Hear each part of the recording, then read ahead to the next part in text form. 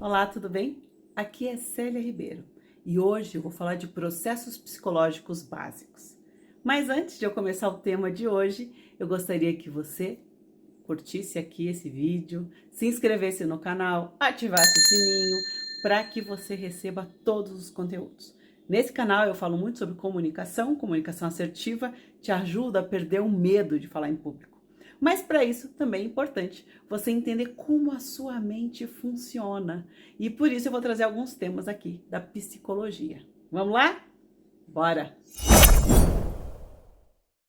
Processos psicológicos básicos. O que é isso? É para a gente entender como as funções mentais acontecem. Essas funções podem ser inatas, nasceu com a gente, ou podem ser adquiridas, porque ao longo do nosso desenvolvimento vamos adquirindo e vamos desenvolvendo esses processos, tá certo? É memória, sensação, percepção, pensamento, linguagem, motivação, aprendizagem, tudo são atenção, que é muito hoje tratado, né, por causa de várias questões. Tudo isso são processos psicológicos básicos.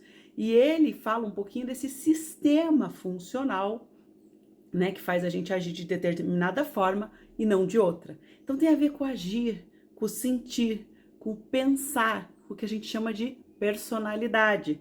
Porque pessoas são mais de uma forma, menos de outra.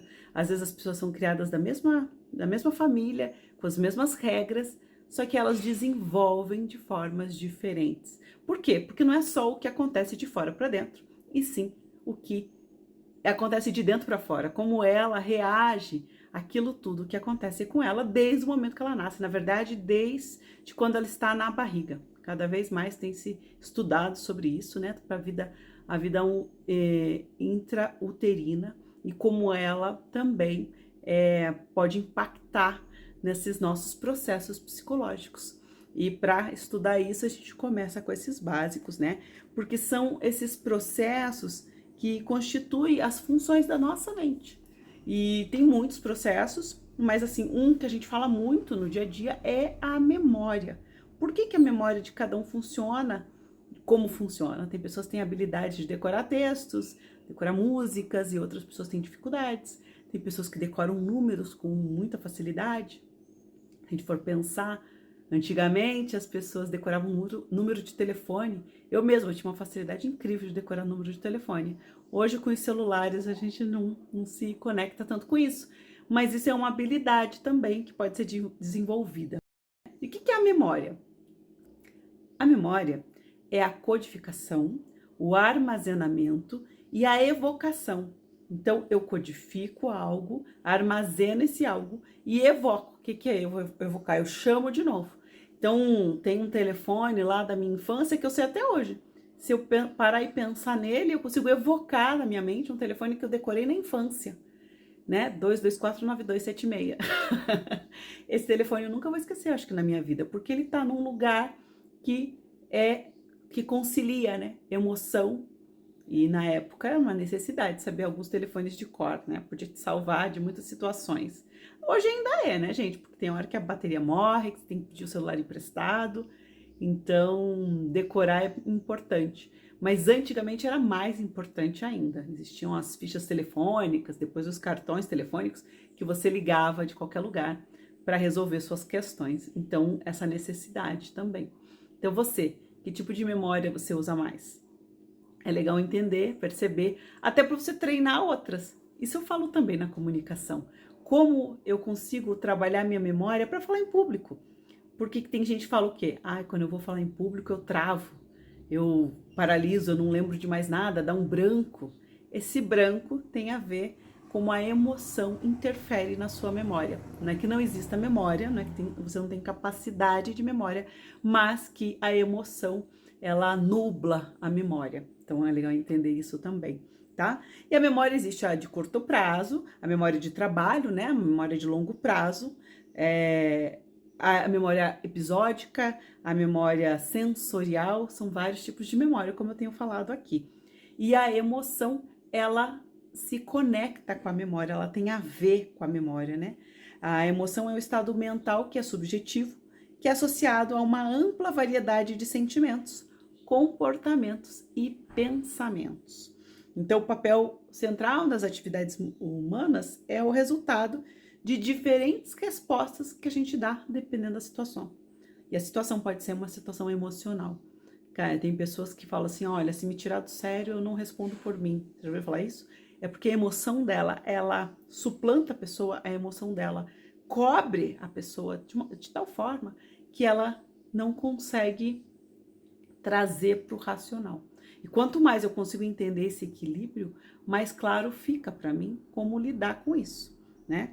E o pensamento é a capacidade de compreender, formar conceito e organizar esses conceitos, né? Ele estabelece relação entre o conceito por meio de elementos de outras funções mentais, além de criar representações, novas representações, resolução de problemas, tomada de decisão.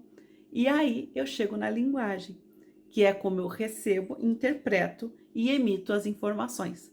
Tudo passa pela linguagem. Inclusive tem estudos hoje que dizem que dependendo da língua que você fala, seu cérebro funciona de determinada maneira. Então quem fala alemão tem um cérebro que funciona de uma maneira X. Quem fala português de uma maneira Y. E a questão não é de ser melhor ou pior, mas quanto maior o número de palavras que eu tenho acesso, mais eu tenho capacidade de fazer essas conexões e de organizar esse sentimento e esse pensamento, que na verdade é como se eles andassem em pistas paralelas, tudo ao mesmo tempo, não é uma coisa depois outra, depois outra. Por isso que é importante entender esses processos psicológicos básicos, porque aí você vai entendendo que uma coisa vai caminhando em camadas, mas todas ao mesmo tempo. E como eu entendo cada coisa dessas e como eu uso no meu dia a dia. Presta atenção. Como sua emoção suplanta seus pensamentos. Como a sua emoção nubla a sua visão. Até tem gente que fala, eu fiquei cega naquele momento. Aquele momento de muita emoção e tudo mais. Como isso acontece? É legal a gente olhar pra gente começar a raciocinar sobre isso. Mas é legal também entender cada uma dessas situações. Gostaram desse tema? Eu acho fascinante entender esses processos psicológicos para que a gente entenda nosso funcionamento. Esse tema que eu estou trazendo aqui, que é vasto, eu trouxe só uma pincelada, não vai tirar a possibilidade de você ir a um psicólogo, né? Buscar um médico, buscar uma ajuda profissional, tá bom? Eu estou trazendo aqui para a gente refletir.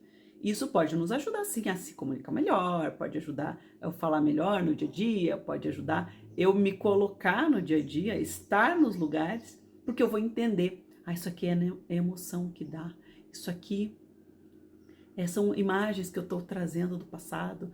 Isso é legal para a gente se autoconhecer, mas isso nunca vai substituir a ida a um psicólogo, a um médico, a um terapeuta, enfim, existem muitos profissionais com muita qualidade, então busque ajuda se for o caso.